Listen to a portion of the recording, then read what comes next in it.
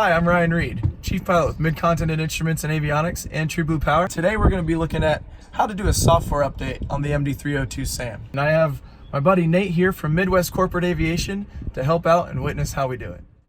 The first thing you'll want to do after you get the screws out, you'll bring and slide the MD302 out. And this is where it's very helpful if the installers add a little bit of provision if they can. We recommend about 6 to 8 inches of extra tubes or hosing and wires so you can get to the USB port. It's covered by a little cover, a little swing door. And basically what you need to be able to do is access that and get the USB port in there, plugged in. Okay. And once you do that, you can kind of just rest this here, but you're going to turn on the unit. You can do that by pressing and holding the button. And you will also have to have power applied. You can't just do it off of battery alone. It won't let you.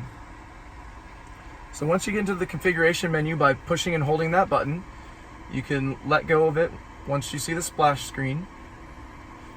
You're going to scroll down to update software. Select that, and it's automatically going to start updating your software.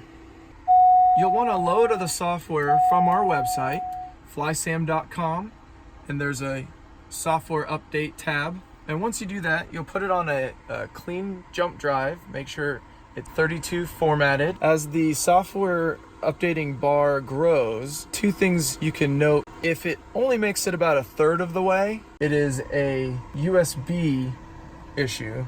If it makes it 2/3 of the way to 3/4 of the way and then it fails, then it's most likely a corrupted file issue. The file path that you download from the website is very specific. That file name needs to remain the same because the SAM looks for that file name. So here we go, we have a successful update, and then from there you'll just say OK, and the unit will reboot. And you have the most current software version. Right now it's 1.1.1, and it'll wake back up here.